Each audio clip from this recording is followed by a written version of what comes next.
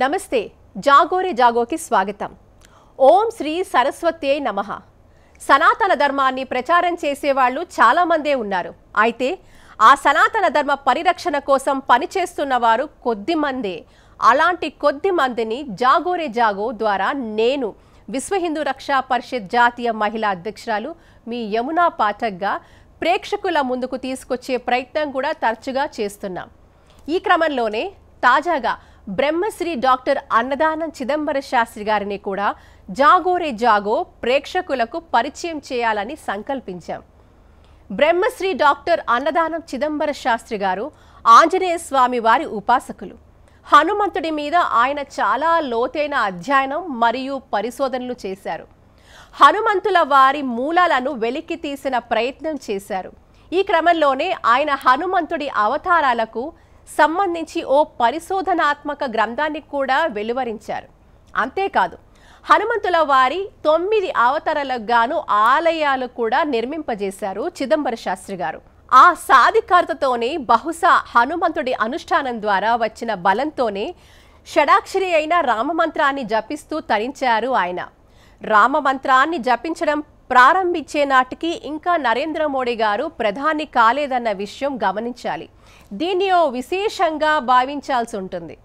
అయోధ్యలో రామ మందిర నిర్మాణం అనే 500 ఏళ్ల కల సాకారం కావడానికి అజ్ఞాతంగా ఎంతో మంది సనాతన ధర్మాచరణ దురంధరులు పనిచేయడమే కారణమని అందరికీ తెలిసిందే. కానీ 2014 నాటికి రామాలయం నిర్మాణం అవుతుందా లేదా అనే విషయంలో ఎవరికీ క్లారిటీ లేదంటే అతిశయోక్తి కాదేమో. ఆ సంవత్సరంలోనే చీరాలలో ఉండే బ్రహ్మశ్రీ డాక్టర్ అన్నదానం చిదంబర శాస్త్రి గారు రామాలయం అనే బృహత్ స్వప్నాన్ని సాక్షాత్కరింపజేసుకోవాలనే తలంపుతో షడాక్షరి జపాన్ని ప్రారంభించారు. 6 అక్షరాల ఆ మంత్ర జపం 6 కోట్లు పూర్తయ్యేసరికి ఆ కేసు సుప్రీంకోర్టు ద్వారా పూర్తి స్థాయిలో పరిష్కారానికి నోచుకుంది. ఇదంతా గుంభనంగా గమనిస్తున్న చిదంబర శాస్త్రి గారి ఆనందానికి అవధులు లేకుండా పోయాయి. రామ నామానికి అంతటి మహిమ ఉంది మరి. దీంతో ఆయన మనస్సు ఎంత భావోద్వేగానికి లోనై ఉంటుందో ఊహించుకోవచ్చు. అలాంటి ఓ మహోన్నతమైన వ్యక్తిని ఇవాళ జాగోరే జాగో ద్వారా ప్రేక్షకులకు పరిచయం చేయడం నా అదృష్టంగా భావిస్తున్నాను.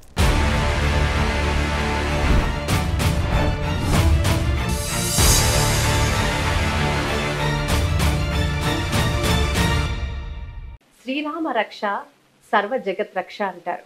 అలాంటి ఆ శ్రీరామచంద్ర ప్రభువుని నిరంతరం వారి మనసులో కొలుస్తూ ధ్యానిస్తూ ఆ స్వామి సేవే నాకు పూర్తిగా నా జీవిత పరమావిధి అన్న మహనీయులు పండితోత్తములు బ్రహ్మశ్రీ డాక్టర్ అన్నదానం చిదంబర శాస్త్రి గారితో ఈరోజు మన జాగోరే జాగోలో ప్రత్యేక కార్యక్రమం.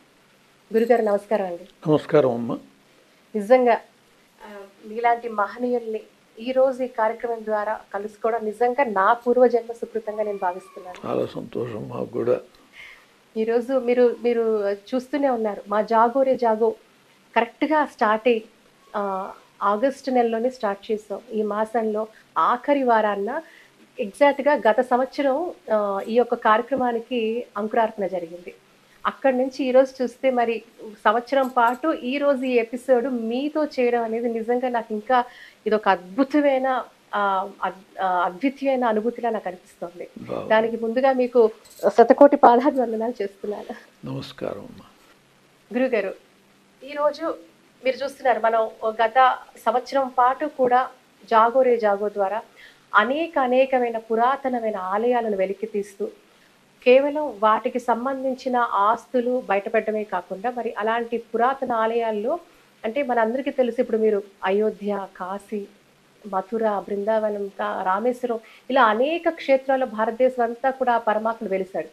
కానీ అదే పరమాత్ముడు పట్టణాల్లో కూడా వెలుస్తాడా అంటే ఎస్, భాగ్యనగరం లాంటి పట్టణంలో కూడా స్వామి వెలిశాడు. ఇలాంటి దీనికి నిదర్శనాలు కోకొల్లలు అనేకం. అందులో భాగంగానే మొదటి ఫేజ్లో ఒక 21 ఆలయాలను మేము వెలికి తీయడం జరిగింది.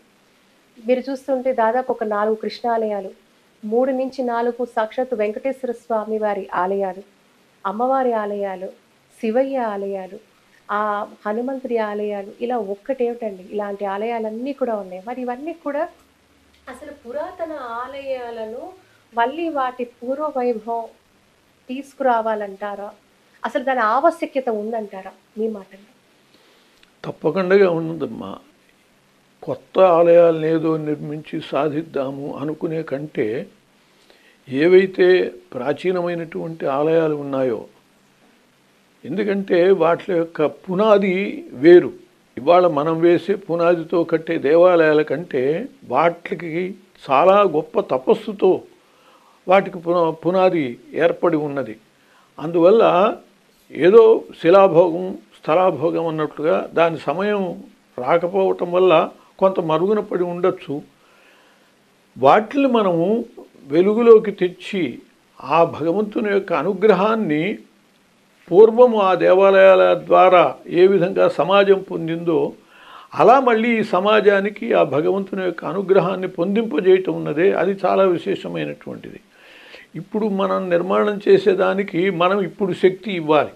ఎంత శక్తి ఇస్తాము, ఎంత అనుష్ఠానం చేయగలుగుతాము. కానీ ఆనాడు మహనీయులైనటువంటి వాళ్ళు వాళ్ళ జీవితం అంతా కూడా తపస్సే.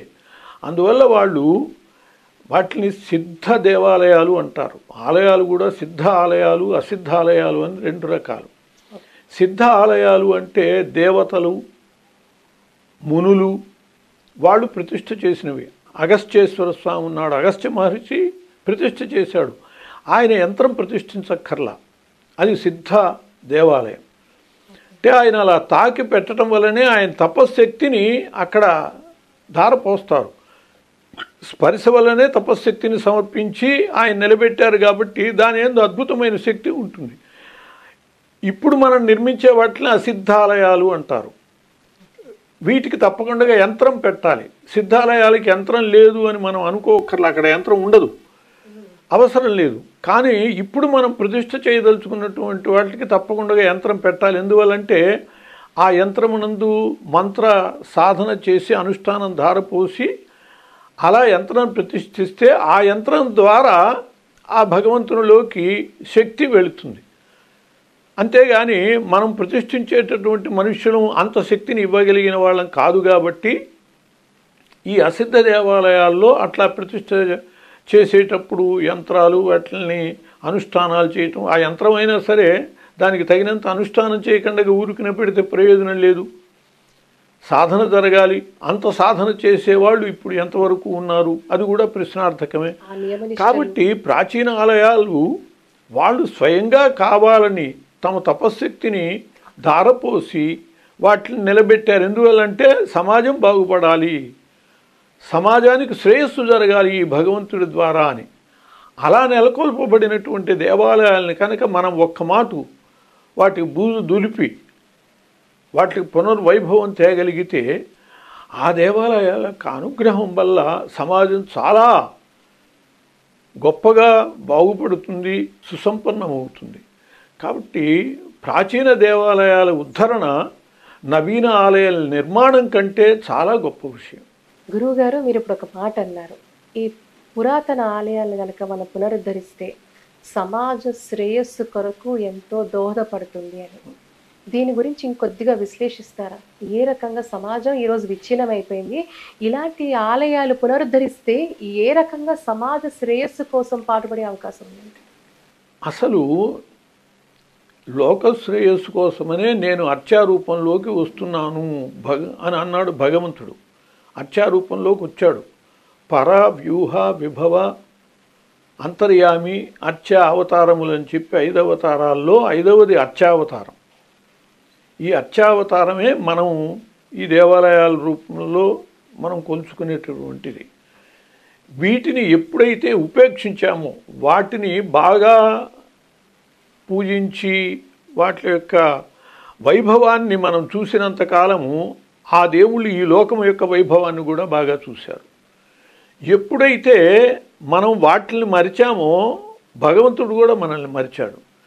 కాబట్టి ఇవాళ సమాజంలో ఉన్నటువంటి రుగ్మతలకి, సమాజంలో ఉన్నటువంటి ప్రమాదాలకి, సమాజంలో ఉన్నటువంటి విచ్ఛిన్నతలకి, వీటన్నిటికీ కారణము మనం వాటిని ఉపేక్షించటము అనే యథార్థాన్ని గ్రహించగలిగితే మళ్ళీ వాటిని మనం పునరుద్ధరించి వాటిని వైభవోపేతం చేసినప్పుడు ఆ వైభవం మనకు కూడా ఆ భగవంతుని ద్వారా చేకూరుతుంది.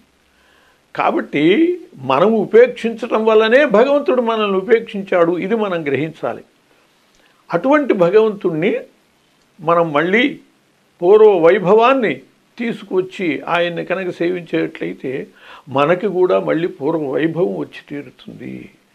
కాబట్టి ఇవాళ ఉన్నటువంటి మన కష్ట నష్టాలకి కారణము భగవంతుణ్ణి మర్చిపోవటము, మన సమీపంలోనే ఉన్నటువంటి భగవంతుణ్ణి మనం మర్చిపోవటము.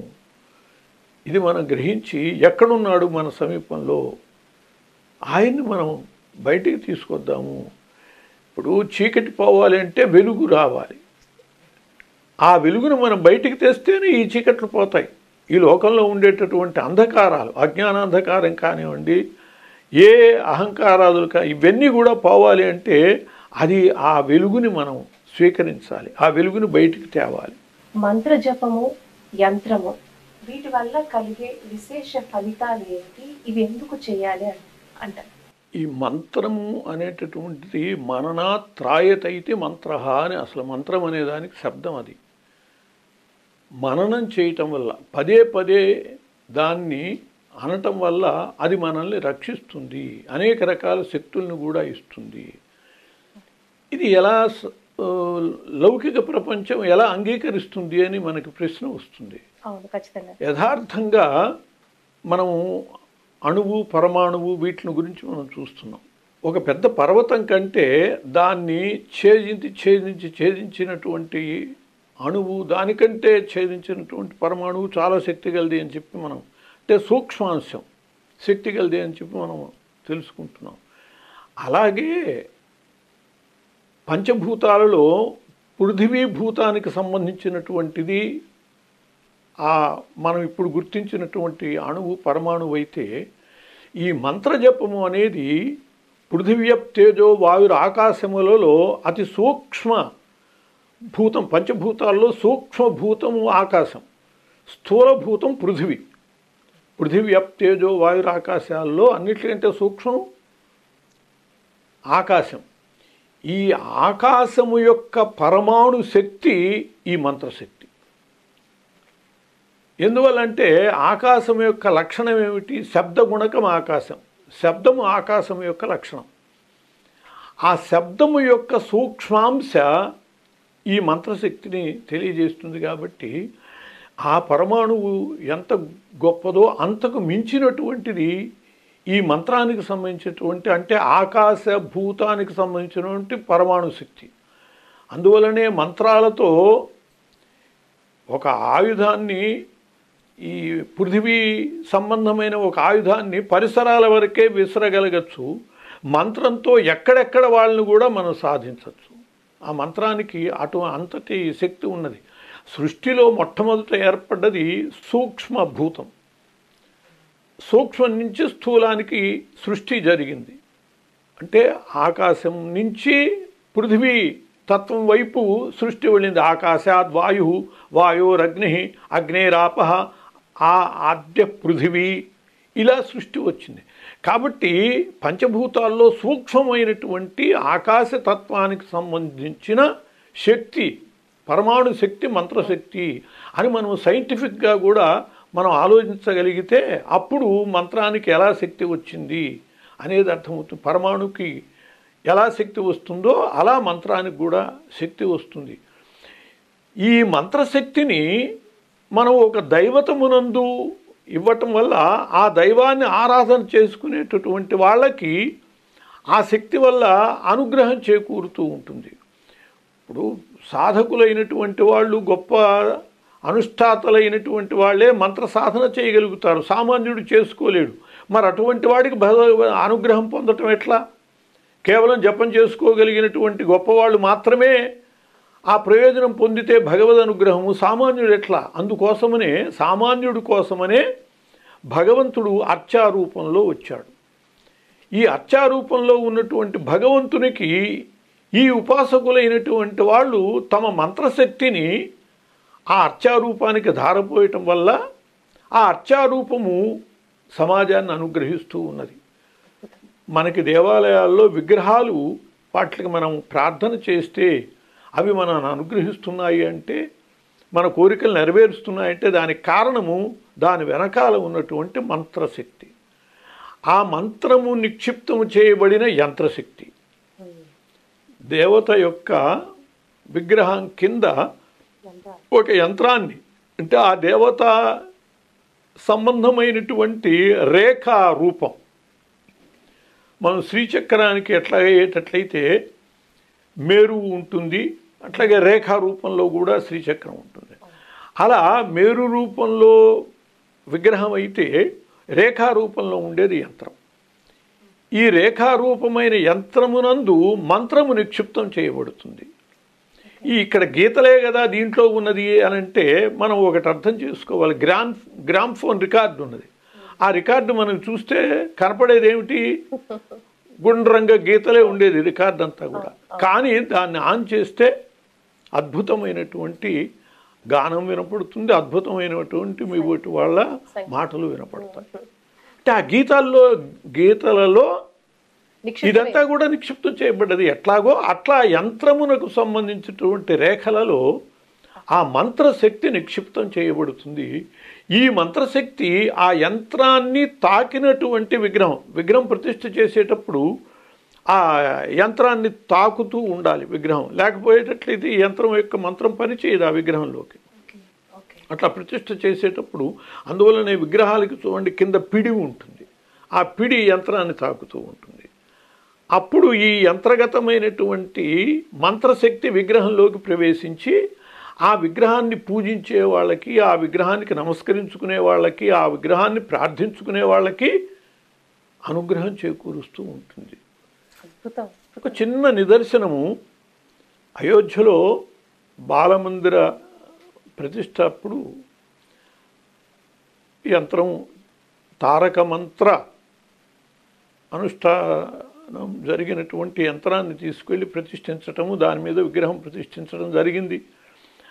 ఆ విగ్రహాన్ని తయారు చేసినటువంటి ఆయన అరుణ యోగిరాజు అని చెప్పి, ఆయన విగ్రహ ప్రతిష్ఠ అయ్యాక ఒక వాయిస్ ఇచ్చారు. అది చాలామంది విన్నారు, ఇప్పటికి కూడా లోకంలో ఉన్నది ప్రచారంలో.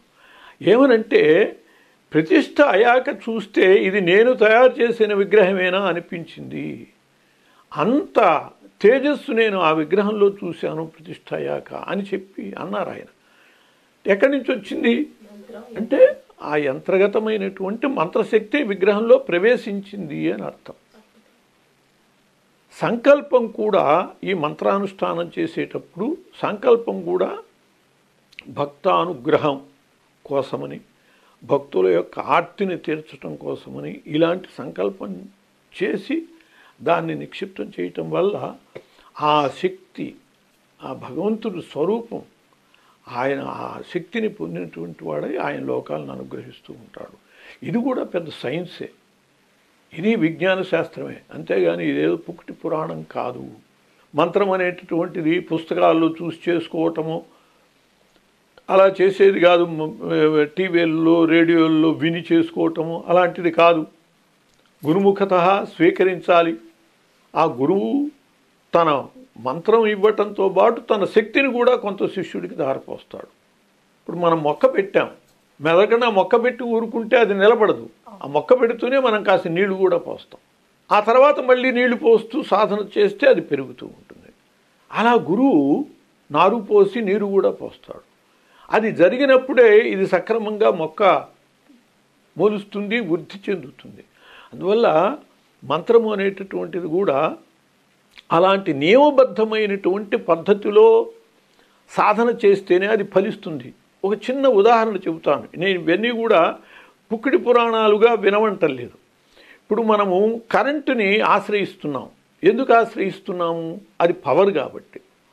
దాన్ని ఆశ్రయిస్తే ఫ్యాన్ తిప్పుతుంది, ఏసీ చల్లదనం ఇస్తుంది, ఫ్రిడ్జ్ ఇన్ని సౌకర్యాలు ఇస్తుంది కాబట్టి అది పవర్, శక్తి కాబట్టి దాన్ని ఆశ్రయిస్తున్నాం. పవర్ కాబట్టే దాన్ని జాగ్రత్తగా అనుసరిస్తున్నాం. కరెంటు వైరింగ్ అంతా జాగ్రత్త చేసుకుంటున్నామా? ఇష్టం వచ్చినట్టు వైర్లు కింద పారేస్తామా? ఎందుకు?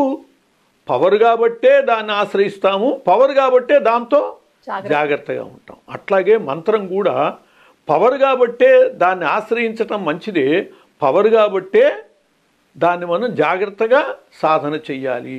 అద్భుతం. చాలా బాగా చెప్పారు. లేకపోతే ఏమిటి అని అంటే కరెంటు మనం జాగ్రత్తగా వైరింగ్ చేసుకోకుండా వదిలేసినా కూడా మాకు వెలిగిందండి లైటు, కాసేపు వెలుగుతుంది, తర్వాత కొడుతుంది ఎక్కడో. కాబట్టి పవర్ యొక్క లక్షణం అది. సక్రమంగా వినియోగించుకుంటే అనేక రకాల మనకి ఉపయోగపడుతుంది, అక్రమంగా వినియోగించుకుంటే మనల్ని లేపేస్తుంది. అందువల్ల అటువంటి అక్రమ స్థితి లేకుండా సక్రమమైనటువంటి శాస్త్రబద్ధమైనటువంటి విధానంతో కనుక మంత్రాన్ని మనం సాధన చేస్తే ఏది కావస్తే అది మనకి చేకూరుతుంది అనటం సాధారణమైనటువంటి నిదర్శనాలు కలిగినటువంటి సత్యం అది. అందువల్ల సాధన కోసమని ఆశించటం మంచిది, భగవద్ అనుగ్రహాన్ని పొందటానికి అది అన్నిటికంటే పైమెట్టు మంత్ర సాధన. పూజ ఇటువంటివన్నీ సామాన్యమైనటువంటివి, ఇవి పెద్ద ఇబ్బంది లేదు. అది చాలా గొప్పది, అలాగే చాలా జాగ్రత్తగా చేయదగినటువంటిది. అనుష్ఠానం గురువు గారు అదే అనుష్ఠానం అంటే ఒక మంత్రాన్ని స్వీకరించి దాన్ని నిరంతరము జపించటమే అనుష్ఠానము అని చెప్పబడింది. అది గురువు ద్వారానే గురువు ద్వారా స్వీకరించి, ఎందుకంటే సాంప్రదాయం ఉంటుంది, గురువు చెబుతాడు ఇట్లా చేయాలి, ఇలా చేయాలి, ఇలా చేయకూడదు. ఇలా మనం ఏదైనా ఒక వస్తువు కొన్నాం, టీవీ కానీ ఫ్రిడ్జ్ కానీ ఏదైనా కొన్నాం, ఈ కొన్నది మెదలకుండా తీసుకొచ్చి మన ఇష్టం వచ్చినట్టు దాన్ని అటు తిప్పి ఇటు తిప్పితే చెడిపోతుంది. కాబట్టి ఆ గురువు దగ్గర ముందు మనం తెలుసుకుంటాం, ఎట్లా ఆన్ చేయాలి, ఎట్లా ఆఫ్ చేయాలి, ఎలా చేయకూడదు, ఎలా చేయాలి, ఇవన్నీ కూడా ఇదే గురువు. ఆ గురువు నుంచి ఉపదేశం పొందకుండా మనం దాన్ని స్వీకరిస్తే ఏమవుతుంది, అది పనికిరాకపోకుండా చెడగొట్టుకుంటాం. అదే తత్వం ఇక్కడ కూడా. గురువుగారు మీరు అనుష్ఠానం చేశారు, కొన్ని చాలా సంవత్సరాలు మీరు పూర్తిగా కూడా ఆ అంకిత భావంతో మీరు పూర్తిగా కూడా స్వామివారికి అలా వారి పాదాల దగ్గర మీరు ఆ ఒక సరెండర్ అయిపోయి మీరు అనుష్ఠానం చేయడం జరిగింది. దీన్ని మామూలుగా ఇప్పుడు అందరికీ అర్థమయ్యే విధంగా మీరు చెప్పాలి అంటే ఏమిటి అనుష్ఠానం అంటే, ఏం చేస్తారు, ఎలా చేయాలి, దానికి అర్హతలు ఏమిటి, మీరు దిశానిర్దేశం చేయాలంటే ఎవరికైతే మీలాగా మీ అడుగుజాడల్లో నడిచి ఇప్పుడు మీరు చేసిన అంతటి ఆ అద్భుతమైన మీరు అయోధ్యలో 6 కోట్ల మంత్రజపాన్ని మీరు అనుష్ఠానం చేశారు. అలా మీ అడుగుజాడల్లో ఈ తరం యువతరం నడవాలంటే వాళ్ళకి మీరు చెప్పే సలహాలు ఏంటి? తపస్సు అంటే తపసంతాపి అని శాస్త్రం చెబుతోంది. దేన్ని గురించి అయినా తీవ్రమైనటువంటి సాధన, ఆవేదన అనుభవిస్తే అది తపస్సే. ఇప్పుడు మీరు దేవాలయ ఉద్ధరణ కోసమని తపస్సు చేస్తున్నారు, వేరే మంత్రం అక్కర్లా. వాటిని మనం ఎలా ఉద్ధరించాలి, వాటిని ఎలా వెలుగులోకి తేవాలి, వెలుగులోకి తెచ్చిన వాటిని ఏ విధంగా ఆరాధనలో సమాజం స్వీకరించేటట్లుగా చేయాలి, ఈ విధమైన తపస్సు, అదే తపస్సు అంటే తపస్సంతాపే. గాంధీ మహాత్ముడు దేశ స్వాతంత్ర్యం కోసమని తపస్సు చేశాడు అని అంటూ. తపస్సు అంటే ఆయనేమి కూర్చుని జపాలు చేయలేదు, నిరంతరము కూడా దాని గురించి ఆలోచన చేస్తే అదే తపస్సు.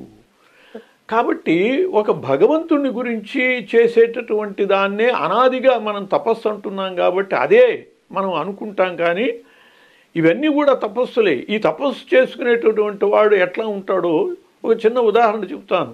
సైంటిస్ట్ ఉన్నాడు, ఆ సైంటిస్టు నిరంతరము ఒకే విషయం మీద నిరంతరము సాధన, తపస్సు, అది ఆయన తపస్సు. చూడండి, ఒక విషయం చెబుతాను. ఈ తపస్సు చేసేవాళ్ళు గడ్డాలు పెంచుకుంటారు అని అంటూ ఉంటారు. సైంటిస్టులు కూడా గడ్డాలు పెంచుకుని ఉంటారు. చాలామంది సైంటిస్టులు చూడండి, ఏంటంటే అదే తపస్సు అవ్వటం వల్ల వాళ్ళకి ఈ వీటి మీద కూడా ఆలోచన ఉండదు, ధ్యాస ఉండదు, ఏకాగ్రత. ఆ ఏకాగ్రత కుదరాలి అని అంటే అలా మరి నిరంతరమైనటువంటి సాధన చేయాలి. నిరంతరమైన సాధన చేసినప్పుడే ఫలితం కనపడుతుంది. కొన్ని క్షణాలు ఇప్పుడు మనము కాగితాన్ని సూర్యరశ్మిని ప్రవేశపెట్టి భూతద్దంతో దగ్ధం చేయగలుగుతాం. ఈ దగ్ధం చేయాలి అంటే భూతద్దాన్ని అలా కదల్చకండగా పెడితే అది దగ్ధం అవుతుంది. కానీ ఇలా ఇలా ఇలా ఇలా కదిలిస్తూ కాగితం మీద పెట్టారనుకోండి, 4 రోజులు చేసినా కూడా కాదు. అంటే ఏకాగ్రత కావాలి. ఏ విధంగా అయితే ఏకాగ్రత వల్లనే ఇది దగ్ధమవుతోందో అటువంటి ఏకాగ్రత వల్లనే మన పాపం కూడా దగ్ధమవుతుంది తపస్సు వల్ల. ఇది సైన్సే. అట్లాగే మనము అయస్కాంత శాస్త్రం ఉన్నది. ఒక ఇనప ముక్క మీద అయస్కాంతాన్ని బాగా రుద్దితే ఆ ఇనుమునందు అయస్కాంత శక్తి వస్తుంది. ఈ రుద్దటంలోనే ఒక మాట ఇటు రుద్దామనుకోండి, అయస్కాంత శక్తి రాదు. ఎందుకు? ఏకాగ్రత లేదు అక్కడ. అంటే ఒకే విధంగా ఏకాగ్రతతో చేసినప్పుడే సాధన అయస్కాంతంలోనూ ఫలిస్తోంది, కాగితాన్ని దగ్ధం చేయటంలోనూ ఫలిస్తోంది, తపస్సు ద్వారా పాపాలని దగ్ధం చేసుకోవటంలోనూ ఫలిస్తుంది. అట్లాగే మన కామ్యములు నెరవేర్చుకోవటంలో కూడా పనిచేస్తుంది. రామయ్య అంటే మన ఇంట్లో ఉన్న మన సొంతం ఆ తండ్రి అని ఒక కనెక్ట్, మనందరికీ కూడా ఒక ఇమోషనల్ కనెక్ట్. ఆ రామ నామం చెప్తేనే తెలియని పులకరింత, ఎక్కడో అంత హాయి. అలాంటి ఆ రామయ్య అయోధ్యలో ప్రతిష్ట కొరకు మీరు చేసిన ఈ యొక్క అనుష్ఠానం అసలు ఈ 143 కోట్ల జనాభాలో అందులో మీకు మాత్రమే అది అంతటి అద్భుతమైన సుకృతం. 6 కోట్ల మంత్ర జపాన్ని మీరు అక్కడ ధారపోయడం అనేది మామూలు విషయం కాదు. అలాంటి మీ ముందు ఇలా కూర్చొని మాట్లాడడం అనేది నా సుకృతం. దీని పట్ల మీ అనుభూతి ఒక్కసారి మా జాగో ద్వారా చెప్పగలుగుతారా ప్రేక్షకులకి? ఏమీ లేదు. రామకార్యం చెయ్యాలి అంటే దానికి నిర్ణేత హనుమంతుడు. రామ దువారే తుమర ఖవారే హోతన ఆజ్ఞా బిను పైఠారే హనుమాన్ చాలీసాలో చెప్పుకుంటున్నాం. ఆయన ద్వారం దగ్గర ఉండేవాడు. ఆయన ఆదేశం ప్రకారమే ఏదైనా జరుగుతుంది రామకార్యం. కాబట్టి ఆంజనేయుడు రామ జన్మభూమికి తన జన్మభూమి నుండే యంత్రం వెళ్ళాలి అని సంకల్పించుకున్నాడు. హనుమత్ జన్మభూమి ఇక్కడ 7 కొండల్లో ఉన్న అంజనాద్రి. ఆయన ఇక్కడి వాడు. కాబట్టి ఇక్కడి నుంచి యంత్రం వెళ్ళాలి అనుకున్నప్పుడు ఎవరికి ఇస్తాడు అవకాశం? ఆయనకు సంబంధించినటువంటి సేవకుల్లో వీడు బాగా సేవ చేస్తాడు నమ్మకంగా అనుకున్న వాడికి మనం ఏదైనా పని అప్పచెప్తాం, అంతే కదా. అలాగే ఆయన నాకు అప్పచెప్పాడు పని, అంతకంటే లేదు. ఆయనకి నేను ఉపాసకుణ్ణి కాబట్టి చిన్ననాటి నుంచి కూడా నేను హనుమద్ ఉపాసకుణ్ణి. నిరంతరము ఆయన్ని గురించి జపించేవాడిని, తప్పించేవాడిని. దాంతోపాటు రాముని యొక్క అనుష్ఠానం కూడా ఉన్నవాడిని. కాబట్టి ఆ అవకాశం హనుమంతుడు నాకు ఇచ్చాడు. కేవలం హనుమంతుడే దానికి కారణం. లేకపోతే ఎంతమంది అనుష్ఠాతలు లేరు ప్రపంచంలో. ఆ ఎంచుకున్నదే హనుమంతుడు. ఆంజనేయ స్వామి వారి గురించి చెప్పాలి అంటే వారి యొక్క తత్వం ఏంటి? అసలు వారిని మీరు వర్ణించాలి అంటే ఎలా వర్ణిస్తారు? ఎందుకంటే మాకు కూడా స్పెషల్గా నాకు కూడా ఈ 21 ఆలయాల్లో ఆంజనేయ స్వామి వారి ఆలయాలు కూడా చేయడం జరిగింది. అందులో అద్భుతమైన చమత్కారాలు నేను చూశాను. సో మీరు అసలు ఆంజనేయ స్వామి వారి గురించి వర్ణించాలంటే, ఎందుకంటే మీరు చిన్ననాటి నుండి స్వామి వారిని సేవించి తరించి మరి వారి సాధనలో మీరు నిమగ్నమై మీ పూర్తి జీవితాన్ని స్వామి వారికి అంకితం చేశారు. ఈ తరం వాళ్ళకి ఆంజనేయ స్వామి వారి తత్వం బోధపడాలి అంటే మీరు చెప్పే కొన్ని, అంటే మీరు అన్నారు అది అనంతం అని, అనంతంలో కొంత ఈ తరం వాళ్ళకి అర్థమయ్యేట్టుగా ఏమన్నా మీరు చెప్పగలరు? ఆయన గుణా పూజాస్థానం నచ లింగం నచ వయ. పూజింపదగిన అర్హత దేనికి వస్తుంది అంటే గుణాలని బట్టి వస్తుంది, వయస్సుని బట్టి కాదు, పుంలింగమా స్త్రీలింగమా అని కాదు. అటువంటి సద్గుణ గరిష్ఠుడు కాబట్టి హనుమంతుడు పూజింపబడుతున్నాడు. కాబట్టి మనం కూడా పూజింపబడాలంటే సమాజంలో అంత గొప్పవాళ్ళం కావాలి అంటే మనం కూడా సద్గుణ గరిష్ఠులం కావాలి. అది ఆంజనేయ స్వామిలో అన్నిటికీ ఆయన పరస్పర విరుద్ధ శక్తులకి ఏకీకరణ. సహజంగా బాహుశక్తి ఉన్న చోట బుద్ధిశక్తి ఉండదు. కానీ ఎంత బాహుశక్తి ఆయనకున్నదో అంతకు మించిన బుద్ధిశక్తి ఆయనకున్నది. అతి వాంగ్నిపుణ కపిహి అని చెప్పబడ్డాడు. బుద్ధిమతాం వరిష్టం జ్ఞానినాం అగ్రగణ్యం అతులిత బలధామం స్వర్ణశైలాభదేహం ధనుజవన కృశానం జ్ఞానినాం అగ్రగణ్యం బుద్ధిమతాం వరిష్టం. ఇలా ఆయన సాధన వల్ల వచ్చేది మొట్టమొదటి బుద్ధే. బుద్ధిర్బలం యశోధైర్యం. అట్లా విరుద్ధ శక్తులకి ఆయన ఏకీకరణ. కాబట్టి మనము కేవలం ఒక బాహుశక్తి సాధన కాదు, ఒక బుద్ధిశక్తి సాధన కాదు, రెండూ చెయ్యాలి. కేవలం నిరంతరం చదువుతూ ఎందుకు పనికిరాని ఒక్క నిమిషం నిలబడితే కిందపడి జారిపోయేటటువంటి శరీరతత్వం పనికిరాదు. బాగా కండలు పెంచాము కానీ బుద్ధి మట్టం పని చేయదు, అది పనికిరాదు. రెండూ సాధించాలి. బుద్ధిశక్తి బాహుశక్తి రెండూ కావాలి అని చెప్పి మనకి తెలియజేస్తుంది ఆంజనేయ తత్వం. అట్లాగే ఆయన జ్ఞానానికి అటు వైరాగ్యానికి పరస్పర విరుద్ధము శక్తులైనటువంటి తత్వాలన్నిటికీ కూడా ఆయన నిదర్శనంగా కనపడతాడు. ఆయన బ్రహ్మచర్య నిష్ఠాగరిష్ఠుడు, సువర్చలాపతి వివాహితుడు. అంటే ఒక వ్యక్తి వివాహం చేసుకోవాలి కానీ బ్రహ్మచర్య నిష్ఠాగరిష్ఠుడై ఉండాలి, తపస్సంపన్నుడై ఉండాలి. వీటి రెంటికి విరుద్ధమేం కాదు. కృష్ణ పరమాత్మ అస్ఖలిత బ్రహ్మచారి అని ఘోషిస్తున్నాయి పురాణాలు. కృష్ణో అష్టమహిషి భర్త షోడశ స్త్రీ సహస్రక అనాది బ్రహ్మచారీతి కృష్ణుణ్ణి. అలాంటి వాడు హనుమంతుడు. అటు గార్హస్థ్యము ఇటు బ్రహ్మచర్యము. అలా పరస్పర విరుద్ధములైనటువంటి తత్వాలకి ఆయన ఏకీకరణగా కనపడతాడు, పరిపూర్ణంగా కనపడతాడు ఆయన. అన్ని శక్తులు ఆయనలో అట్లా ఉన్నాయి. కాబట్టి అటువంటి సాధన మనం చేయాలి. ఆంజనేయ స్వామి ఆయన్ని ఉపాసించేటటువంటి వాళ్ళు బుద్ధిశక్తిని సంపాదించుకోవాలి, బాహుశక్తిని సంపాదించుకోవాలి.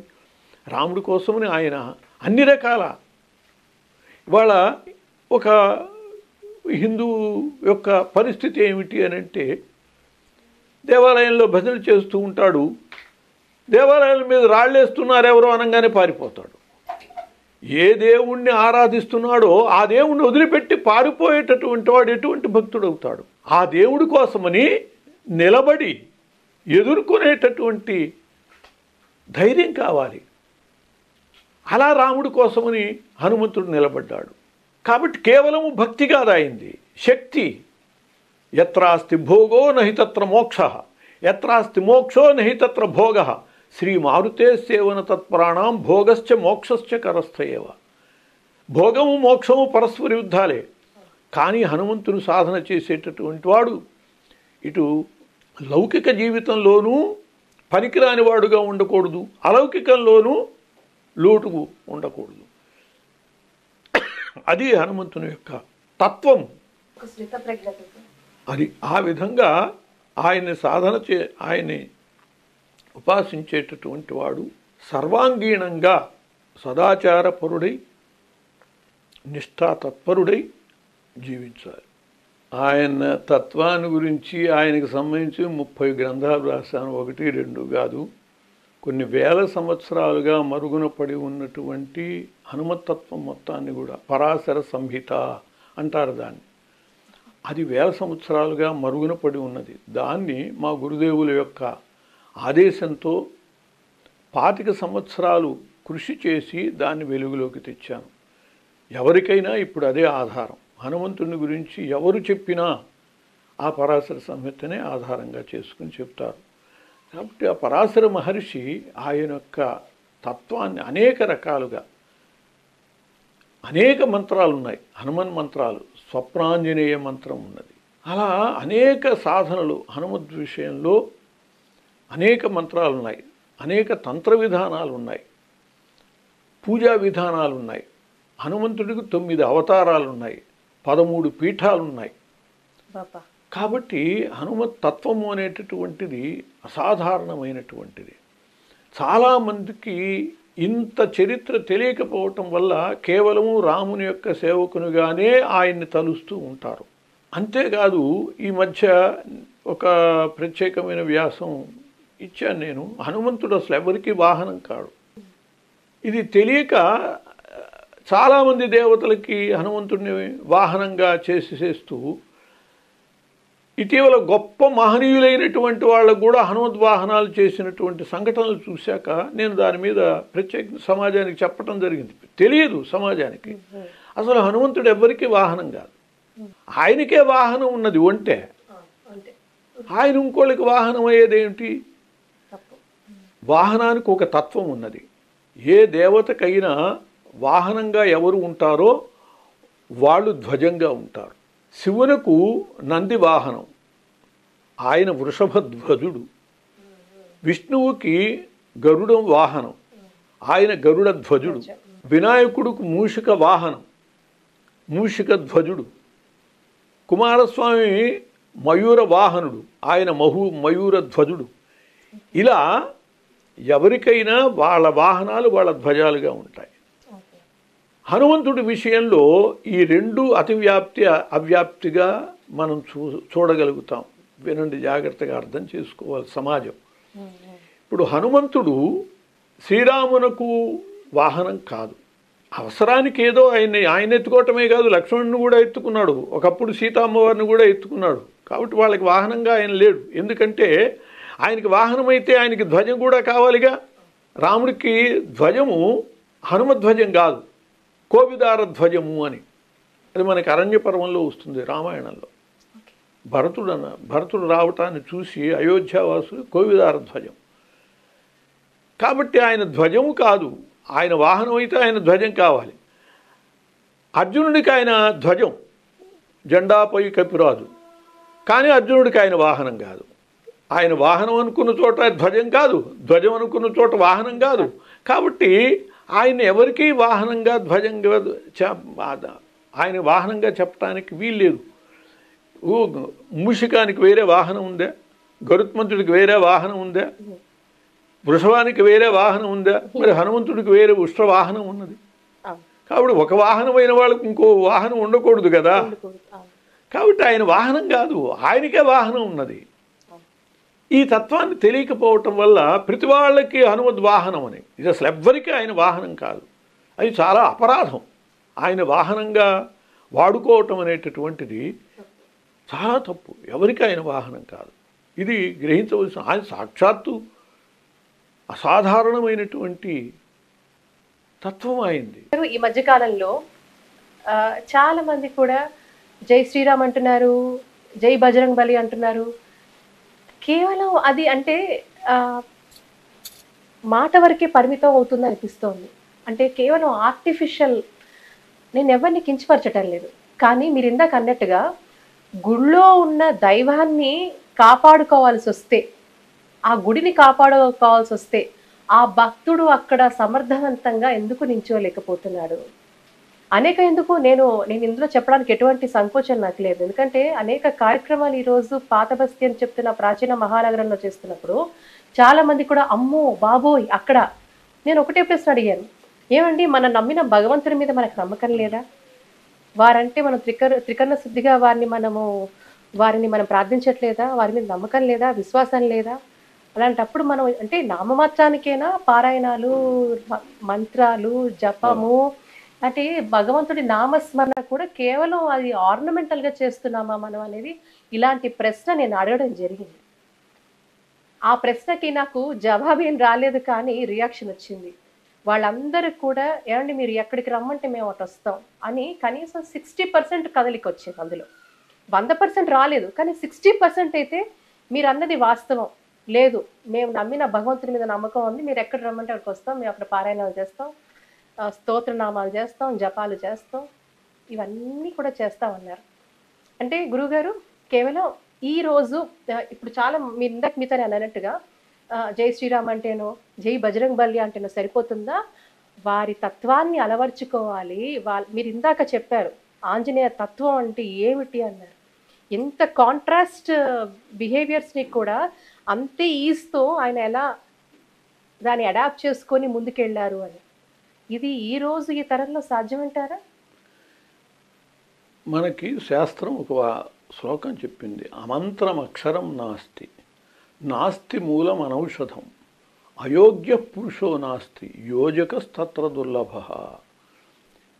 మనుషులెవరు పనికిరాని వాళ్ళు కాదు, కాకపోతే యోజకుడు కావాలి. మీరు యోజన చేస్తున్నారు కాబట్టి కొంతమంది అయినా ఆ భగవంతుని కోసమని, భగవత్ కార్యం కోసం నిలబడుతున్నారు. యోజన చేసేవాళ్ళు లేకపోతే ఈ సమాజం నిలబడదు. సమాజం అంతా కూడా కేవలము గోడ మీద పిల్లి లాంటిది. యోజకుడు ఎటువైపు గట్టిగా లాగితే అటువైపు వెళ్ళిపోతుంది. ఇది సమాజం యొక్క బలహీనత. కాబట్టి యోజక సామర్థ్యాన్ని బట్టి ఈ సమాజం నడుస్తుంది. ఇది యథార్థం. చెడుకి యోజకులు పెరిగారు, చెడువైపు సమాజం వెళ్ళిపోతుంది. మంచికి యోజకులు కావాలి. దేవాలయాలను ఉద్ధరించడం కోసమని మీ బోటి వాళ్ళు రాండి అంటే వస్తున్నారు, కాకపోతే కాస్త ఎక్కువ గట్టిగా చెప్పాల్సి వస్తుంది.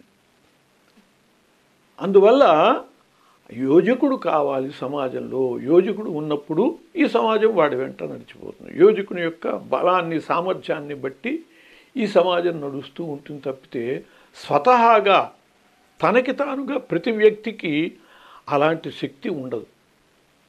అది సమాజం యొక్క సహజ లక్షణం అది. అందువల్ల వీళ్ళు జై శ్రీరామ్ అనొచ్చు, ఇంకోటి అనొచ్చు. ఆ మాట అన్నామంటే కొడుతామంటే ఆపేస్తారు, అనరు. మరి ఏమైంది? జై శ్రీరామ్ జై హనుమాన్ అనేటటువంటి శబ్దాల యొక్క ఇది అంటే వాళ్ళకి పూర్తి విశ్వాసం లేదు. సమాజంలో వాళ్ళు ఏదో చేస్తున్నారు తప్పితే పరిపూర్ణ విశ్వాసంతో చేయట్లా. దీని ఒక చిన్న ఉదాహరణ, పార్వతీ పరమేశ్వరులు వాళ్ళు నిరంతరం కూడా తమ బిడ్డలని గురించి ఆలోచిస్తూ ఉంటారు. ఆ తల్లి అమ్మవారు నిరంతరము ఆవేదన పడుతూ ఉంటుంది, నా బిడ్డలు, నా బిడ్డల కోసం అని. విష్ణు సహస్రనామం అందరూ చేసుకోలేరే, ఏం చేయాలి నా బిడ్డలకి? ఎవరిని అడుగుతుంది ఆమె? సర్వజ్ఞుడు వాళ్ళ ఆయన. అందువల్ల ఆయన అడిగింది, కేనోపాయన లఘున అంటే ఆయన చెప్పాడు, శ్రీరామ రామ రామేతి రమే రామే మనోరమే. అట్లా ఆమె సమాజానికి కావలసినవన్నీ ఆమె అడుగుతూ ఉంటుంది భర్తను. సమాజం అడగలేదు ఆయన్ని. ఒక మాట ఆమె శివుణ్ణి అడిగింది, నాథ శ్రీశైల శిఖరం దృష్ట్యా పునర్జన్మ నవిద్యతే అన్నారు, నిజమేనా అని అడిగింది. నిజమే పార్వతి, దాంట్లో అబద్ధమే ఉంది. మరి ఇంతమంది శ్రీశైలం వెళ్ళి వస్తున్నారు, శిఖరం చూసి వస్తున్నారు, కైలాసానికి ఎవరు రావటం లేదు, అందరూ యమలోకానికే విడుతున్నారు, ఏమిటి నాథ అని అడిగింది. నేను చెబుతాను రా అని చెప్పి పరమేశ్వరుడు పార్వతిని తీసుకొచ్చాడు. ఆ శ్రీశైలం చూసి దిగే చోట ఒక మడుగుని సృష్టి చేసుకుని దాంట్లో దిగబడ్డాడు ఈయన. 90 ఏళ్ల ముసలాడుగా, ఆమెను కూడా ఒక 80 ఏళ్ల వృద్ధురాలుగా మారిపోమ్మని చెప్పి ఆమెకేదో కొన్ని డైలాగులు చెప్పాడు. ఆమె అక్కడి నుంచి అరుస్తోంది, అయ్యా బాబు, ముసలాయన బురదలో ఇరుక్కుపోయాడు, నాకు దక్కడేమో, ఆయన ఎట్లాగైనా పైకి లాగండి అని చెప్పి ప్రతి వాళ్ళు వచ్చి ప్రయత్నం చేసేవాళ్ళు, ఈయన పైకి ఆగండి బాబు, ఏమిటమ్మా నీలో ఏదైనా పాపం ఉంటే మాత్రం ఆయన్ని ముట్టుకోక, ఆయన ఆత్మత్యాగం చేసుకుంటాడు, ఏ పాపం లేకపోతేనే ఆయన్ని తీయటానికి ప్రయత్నం చెయ్యి అనేది. చాలేవమ్మా, ఏదో పాపం ముసలాడు చస్తాడని చెప్పి తీయబోతే ఇదో కండిషనా అని చెప్పి వెళ్ళిపోయేవాడు. ప్రతి వాళ్ళు వెళ్ళిపోతున్నారు. ఒక వేశ్యాంగన వస్తోంది. వేశ్య అంటే ఆమె బతుకు తెలుసు. ఆమె వచ్చి తీయబోయింది. ఆమెతో కూడా అన్నది పార్వతి, ఏమ్మా నీ యందు ఏ పాపం అన్నా ఉంటే మాత్రం ముట్టుకోక, ఆయన ఆత్మత్యాగం చేసుకుంటాడు, ఈ పసుపు కుంకుమ కూడా లేకుండా చేయక అని అన్నది. అనేటప్పటికీ ఆ వేశ్యాంగన అన్నది, పిచ్చిదానా, ఇప్పుడే కదమ్మా శ్రీశైల శిఖరం చూసి వస్తున్నాను, ఇంకా నాదో పాపం ఎక్కడున్నది, నేను మీ ఆయన్ని తీస్తాను చూడు అని చెప్పి పట్టుకోబోయేటప్పటికల్లా పార్వతీ పరమేశ్వరు సాక్షాత్కరించారు. చూసావా పార్వతి, ఇంతమంది వెళ్ళి వస్తున్నారు కానీ ఎవరికి విశ్వాసం లేదు. అటువంటి పరిపూర్ణ విశ్వాసం ఆమెకు ఉన్నది కాబట్టే ఆమెకు మనం సాక్షాత్కరించాము. కాబట్టి సమాజంలో విశ్వాసం పోయింది. ఏదో పైకి వెళుతున్నారు, వస్తున్నారు, పైకి అరుస్తున్నారు, ఏదో చేస్తున్నారు తప్పితే లోపల లేదు విశ్వాసం. అది కావాలి. కదిలించేశారు గురుగారు. ఇది ఉదాహరణ చెప్పేసి అసలు ఎంత సమాజంలో ఆ విశ్వాసం లేదు. యాదృశి భావన ఎత్ర సిద్ధిర్భవతి తాదృశి. మన భావన ఎలా ఉంటుందో సిద్ధి అలా ఉంటుంది. సగటు హిందువులో ఉన్న పరిస్థితి అది. పరిపూర్ణ విశ్వాసం లేదు. దేవుడు పూజ చేసుకుని వస్తాడు, ఇంట్లోంచి బయటకు వచ్చి బొట్టు చెరుపుకుని వస్తాడు. ఏమిటి దౌర్భాగ్యం? అంటే ఈ సమాజంలో నువ్వు ధైర్యంగా బొట్టు పెట్టుకుని ఉండలే అంటే ఇంక నీ వ్యక్తిత్వం ఏమిటి? అడుగడుగున భయపడుతూ బతుకుతున్న జీవితాలు అయిపోయి హిందువులది. అసలు పరిపూర్ణమైనటువంటి విశ్వాసం లేదు, నిశ్చయాత్మ లేదు. మనము సంశయాత్మ వినశ్యతి. ఇవాళ సమాజం ముఖ్యంగా తెలుసుకోవాల్సినటువంటి విషయం ఒకటి చెబుతాను మీకు. మనకి భాగవతంలో చాలా కథలు ఉన్నాయి. దానికి ఆ కథలు చదువుతూ ఉంటాం. ప్రహ్లాద చరిత్ర ఉన్నది, ఒకందుకు చదువుతాం. గజేంద్ర మోక్షం ఉన్నది, అది చదువుతాం ఒకందుకు. సమన్వయం చేసుకోవాలి. ఇక్కడ చిన్న సమన్వయం ఆలోచించండి. ప్రహ్లాదుడు 7 ఏళ్ల పిల్లవాడు, చెవి పట్టుకుంటే కెవ్వున ఏడ్చేటటువంటి వయస్సు.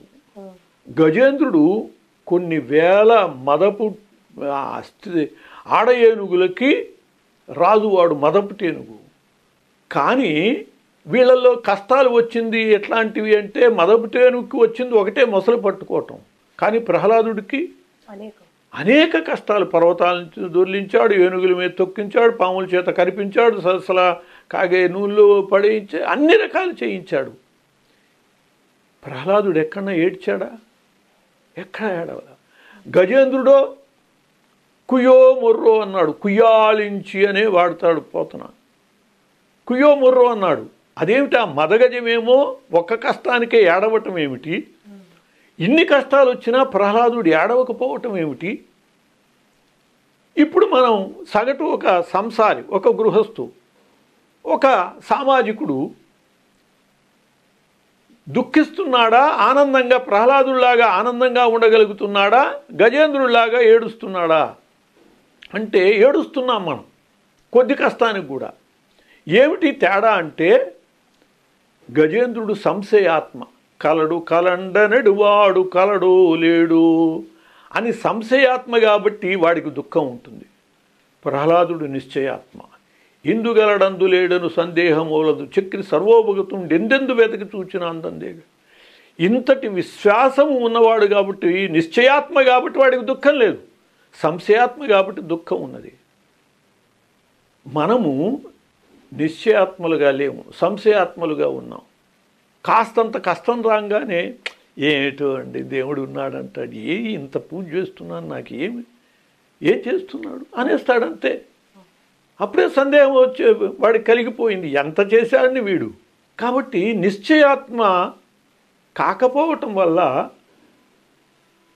మనుషులు దుఃఖంలో పడుతున్నారు. అదే తేడా, అంతకంటే.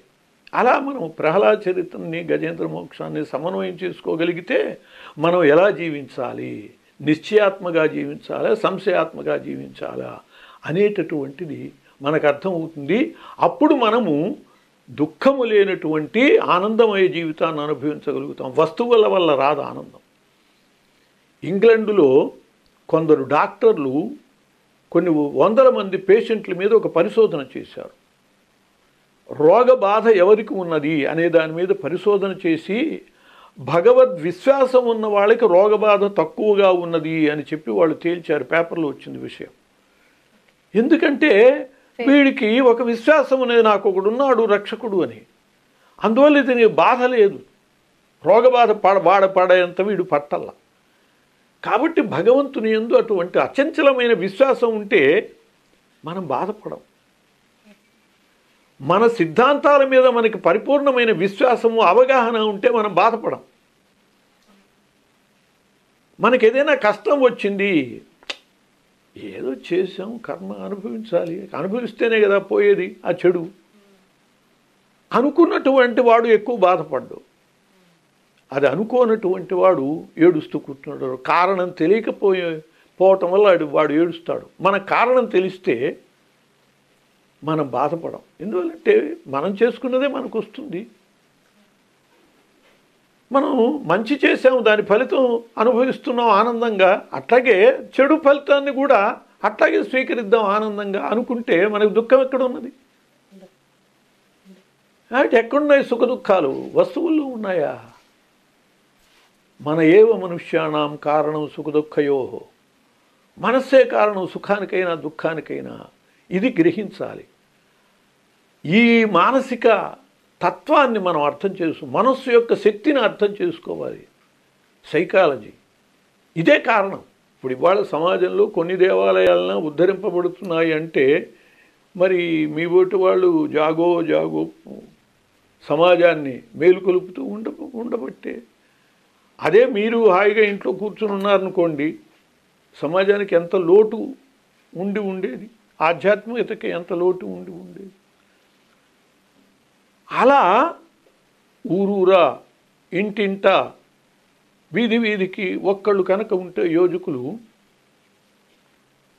ఇది చైతన్యవంతం అవుతుంది, యావత్ సమాజం చైతన్యవంతం అవుతుంది. గురువుగారు, జాగోరే జాగో ఎగ్జాక్ట్గా సంవత్సరం పూర్తి చేసుకుంటుంది. అది మీ ఆశీర్వాదంతో ఈరోజు మీ యొక్క అనుగ్రహ భాషణంతో ఈరోజు మేము ఈ కార్యక్రమాన్ని చేసుకుంటున్నాం. దీని మీద మీ స్పందన? చాలా అవసరమైనటువంటి కార్యము. నేను సమాజంలోకి వచ్చి సమాజాన్ని నిద్రలేపలేను. జాగో అంటే నిద్రలేమని కదా, జాగోరే జాగో అని చెప్పి నేను అనలేను. కానీ మీరు నా చేత అనిపిస్తున్నారు. 4 వాక్యాలు నా నుంచి తీసుకువెళ్ళి నా చేత కూడా సమాజాన్ని నిద్రలేపే ప్రయత్నం చేస్తున్నారు. చాలా ఆనందించదగ్గ విషయం, చాలా ప్రశంసింపదగిన విషయం మీరు చేస్తున్నటువంటిది. ఇలాంటిది సమాజంలో ఎంత పెరిగితే అంత సమాజం బాగుపడుతుంది. కాబట్టి ఇంకా కావాలి. మీ ఓటి వాళ్ళు సమాజాన్ని నాశనం చేసేవాడు చాలామంది పెరుగుతున్నారు, కానీ సమాజాన్ని బాగుపరిచేవాళ్ళు ఆ రేషియోలో పెరుగుతున్నారా? అది కూడా కావాలి. కాబట్టి మీది ఒక యంత్రాంగం, ఒక మిషనరీ కావాలి.